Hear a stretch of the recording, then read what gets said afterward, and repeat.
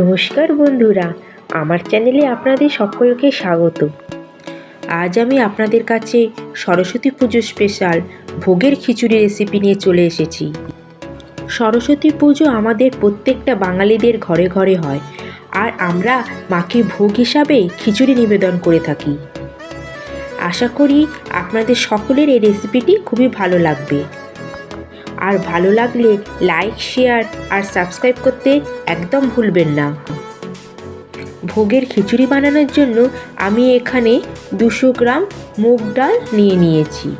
মুগ ডাল চাইলে আপনারা এইভাবে ব্যবহার করে নিতে পারেন, কিন্তু আমি এখানে মুগ ডালটাকে একটু ভেজে নেব। ভাজার সময় গ্যাসের ফ্লেমটাকে আমাদের একদম লোতে রাখতে হবে।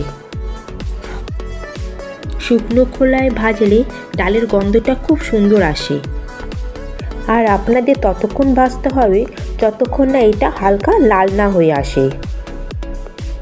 যখন দেখবো একটা সুন্দর গন্ধ বেরোচ্ছে, তখন এটাকে আমরা একটা পাত্রের মধ্যে ঢেলে নেব।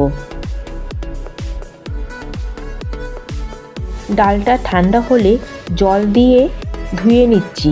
খুব বেশি ধোয়ার দরকার নেই, হালকা হাতে ধুয়ে নেব যাতে ময়লাটা বেরিয়ে যায়। তারপরে জলটাকে ফেলে দিয়ে এমনি রেখে দেবো, আর ভিজিয়ে রাখতে হবে না। এবার খিচুড়ি বানানোর জন্য ছোট দানার গোবিন্দভোগ চাল নিয়েছি। চাল আমাদের 200 গ্রাম আছে। আমি এখানে চাল ডাল সমান পরিমাণে নিয়েছি। এবার আমি চালটাকেও জল দিয়ে ভালো করে ধুয়ে নিচ্ছি।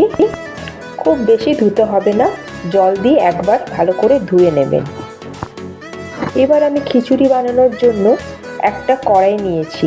আপনারা চাইলে ডেচকি বা হাঁড়ি ব্যবহার করতে পারেন। 200 গ্রাম ডাল আর 200 গ্রাম চালের জন্য এখানে আমি 3 লিটার জল নিচ্ছি। আর জলটা গরম হলে এখানে আমি 1 চামচ হলুদ দিয়ে দিলাম। এবার আমি ধুয়ে রাখা মুগের ডালটাকে জলের মধ্যে দিয়ে দিলাম। এবার ডালটাকে ভালো করে মিশিয়ে নিয়ে মিডিয়াম ফ্লেমে এটাকে ঢেকে দিয়ে 10 থেকে 15 মিনিট কুক করতে হবে। এদিকে আমি একটা মশলার পেস্ট তৈরি করব। তার জন্য আদাটাকে আমি সরু সরু করে কেটে নিচ্ছি। আমি একটা পেস্ট বানিয়ে নিচ্ছি।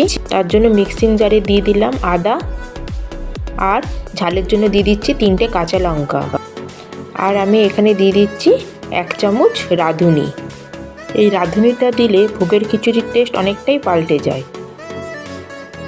এবার সামান্য পরিমাণে জল দিয়ে আমাদের একটা পেস্ট তৈরি করে নেব। এবার গ্যাসে একটা কড়াই নিয়ে তাতে সর্ষের তেল দিয়ে তেল গরম হলে তাতে 2টো তেজপাতা আর 2টো শুকনো লঙ্কা দিয়ে দেবো। আর এখানে 1/2 চামচ মতো 5 ফোড়ন অ্যাড করে দেবো। যখন দেখবো একটা সুন্দর একটা গন্ধ বেরোচ্ছে, তখন এর মধ্যে 1 চা চামচ হলুদ আমি দিয়ে দেবো। এবার হলুদ দেওয়ার সাথে সাথেই আমি এখানে আগের থেকে যে পেস্ট করে রেখেছিলাম সেটা এখানে দিয়ে দিতে হবে, না হলে কিন্তু হলুদটা কালো হয়ে যাবে বা বলতে পারেন জ্বলে যেতে পারে। এবার মিক্সির বাটি ধুয়ে জলটার মধ্যে একটু দিয়ে দিলাম। এই মশলাটাকে যতক্ষণ কুক করতে হবে যতক্ষণ না থেকে কাঁচা গন্ধটা চলে যাচ্ছে।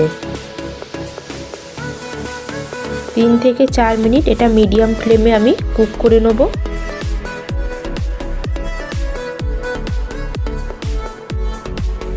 এবার এখানে মশলা অ্যাড করে দিচ্ছি।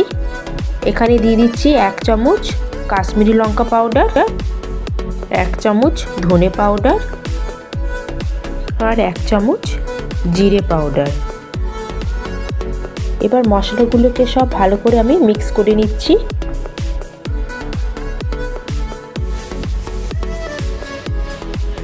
এবার এখানে আমি একটা টমেটোকে আমি পেস্ট করে রেখেছিলাম, সেটাকেও অ্যাড করে দিচ্ছি। সব মশলার সাথে এটা ভালো করে আমি কুক করে নেব, যাতে টমেটোটা ভালো করে গলে যায়। তার জন্য এখানে দিয়ে দিতে হবে স্বাদ মতো নুন।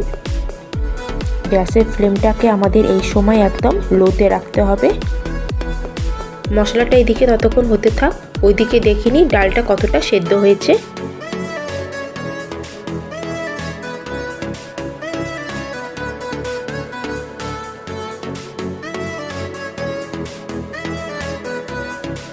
ডালটা আমাদের এখানে অর্ধেকটা ভেঙে গেছে। এই অবস্থায় গোবিন্দভোগ চালটা দিয়ে দিতে হবে। চালটাকে যদি আমি আগেই দিয়ে দিই তবে ডালটা ভালো করে কুক হবে না, তাই অবশ্যই আগে ডালটা কুক করে নেব, তারপরে চালটাকে দিয়ে ভালো করে মিশিয়ে নেব আমি। গোবিন্দভোগ চাল দেওয়ার পর বেশিক্ষণ সময় লাগে না কুক হতে। এবার এটাকে ঢেকে দিচ্ছি। এবার ঢাকা খুলে চাল আর ডালটাকে আমি একটু নাড়িয়ে নিচ্ছি। মাঝে মাঝে এভাবে খুলে খুলে নাড়িয়ে নিতে হবে।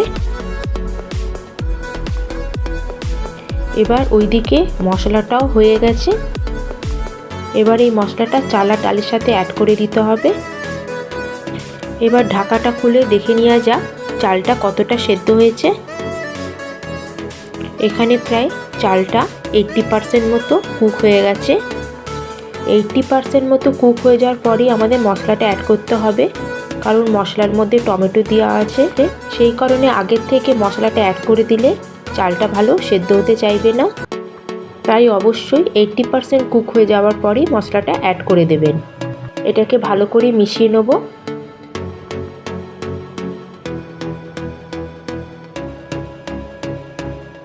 এই সময় আপনাদের অতি অবশ্যই দিতে হবে স্বাদমতো নুন আর 1 চামচ চিনি।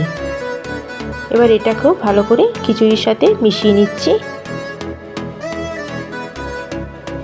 এখানে বলে রাখি, আপনারা চাইলে ঘিটা এখানে ডাইরেক্ট খিচুড়ির মধ্যে দিতে পারেন, কিন্তু আমি এখানে 2 চামচ ঘি একটা প্যানের মধ্যে নিয়ে নিয়েছি, কারণ আমি একটু কাজু আর কিশমিশ এর মধ্যে ভেজে নেব।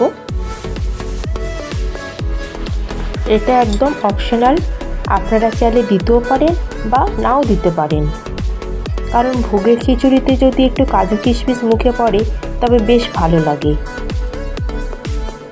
এরকম হালকা লাল করে ভেজে এটা এবার ডাইরেক্ট আমি দিয়ে দিচ্ছি খিচুড়ির মধ্যে।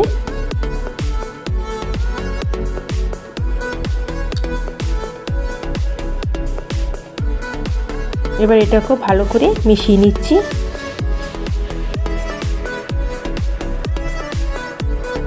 এবার সবার শেষে আমি এখানে অ্যাড করে দিচ্ছি সামান্য গরম মশলা।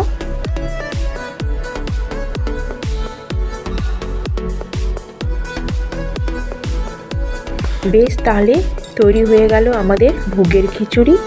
এটা যত ঠান্ডা হবে তত কিন্তু গাঢ় হবে, তাই এই টেক্সচারটা মেনটেন করার চেষ্টা করবেন। আশা করি সম্পূর্ণ রেসিপিটি আপনাদের ভালো লেগেছে। রেসিপিটি যদি ভালো লেগে থাকে অবশ্যই একটু সাবস্ক্রাইব করে আমার সাথে থাকবেন। তাহলে আবার দেখা হচ্ছে পরে আরেকটি নতুন রেসিপি নিয়ে। ভালো থাকবেন, সুস্থ থাকবেন, ধন্যবাদ।